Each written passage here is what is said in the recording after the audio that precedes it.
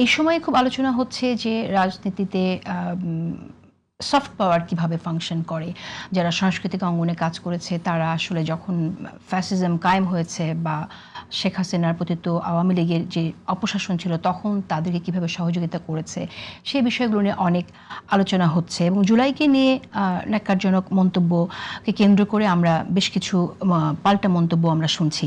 সেই জায়গা থেকে আমি একটু আপনার কাছ থেকে শুনতে চাই, মোস্তাফিজুর রহমান, আমি আপনার কাছে শুনতে চাই আপনাদের একজন সহকর্মী, তিনি রাকসুর জিএ সালাউদ্দিন আম্মার, তিনি বলেছেন 2 লাখ টাকা ঘোষণা করেছেন একজন অভিনেত্রীকে শায়েস্তা করবার জন্য। আপনি কিভাবে দেখেন বিষয়টিকে? এই বিষয়টা আসলে আমি যদি মোরাল সেন্স দেখে দেখি, তো এটাকে আমি মনে করি যে এরকমভাবে আসলে ঘোষণা দেওয়াটা ঠিক নাই।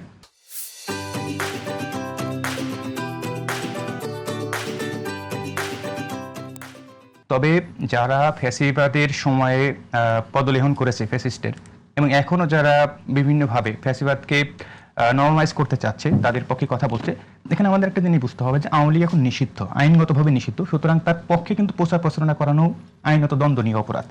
তো রাষ্ট্রের পক্ষ থেকে, সরকারের পক্ষ থেকে যদি এই আইনানুগ ব্যবস্থাগুলো নেওয়া হয় তাদের এগেনস্টে, তাহলে আমার মনে হয় যে এই ধরনের যেই কার্যক্রমগুলো ঘটতেছে বা সোশ্যাল মিডিয়াতে যে ধরনের বুলিংগুলো হচ্ছে, আমার মনে হয় এগুলো কমে আসবে।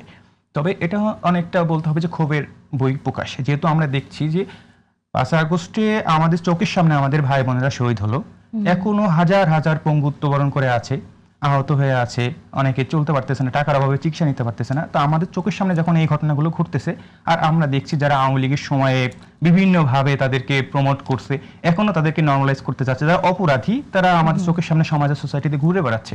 তো তখন স্বাভাবিকভাবেই যারা এই জুলাই আন্দোলনের জীবন বাজে রেখে সামনে নেতৃত্ব দিয়েছে, তাদের মনের মধ্যে এক ধরনের পুঞ্জীভূত ক্ষোভ এবং সেটার বিস্ফোরণ, আমি বলবো এটা। তবে আমি মনে করি যে এটা এইভাবে প্রকাশ করাটা উচিত না, বাট সরকারের পক্ষ থেকে অ্যাকশন নেওয়াটা জরুরি।